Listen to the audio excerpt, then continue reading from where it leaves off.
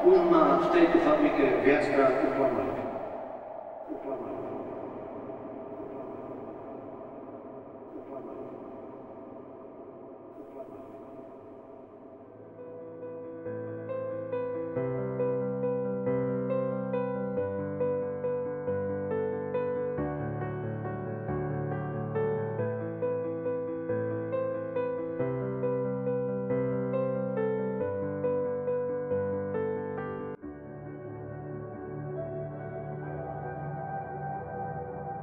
Tak najprv sme mali ako možnosť si kúpiť tie akcie od Babko.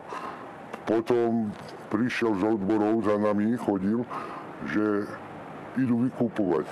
Ale že ak ich nepredáme, že ich nemusíme, len aby sme sa potom, aby sme neostali prekvapení, že ak nás prepustia.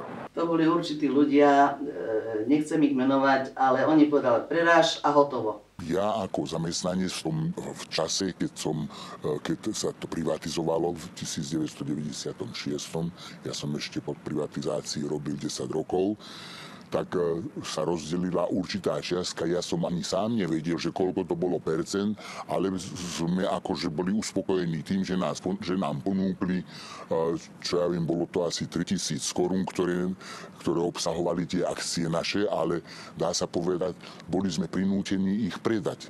Boli tu na miesta, v ktorých sa to odkupovalo od nás a dokonca mám kolegu, už bohužiaľ nežije, ktorý nechcel tam dať, lebo vedel, že tie akcie sú hodnotnejšie. Nezarábali sme, Boh vie čo, hej?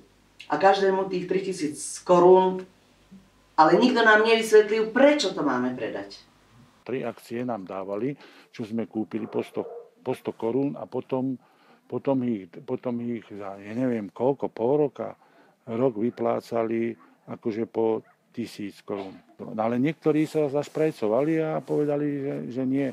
No už sa začali vyhrážať, že ak nie, že teda aj vyhodia z roboty, alebo ako, no tak.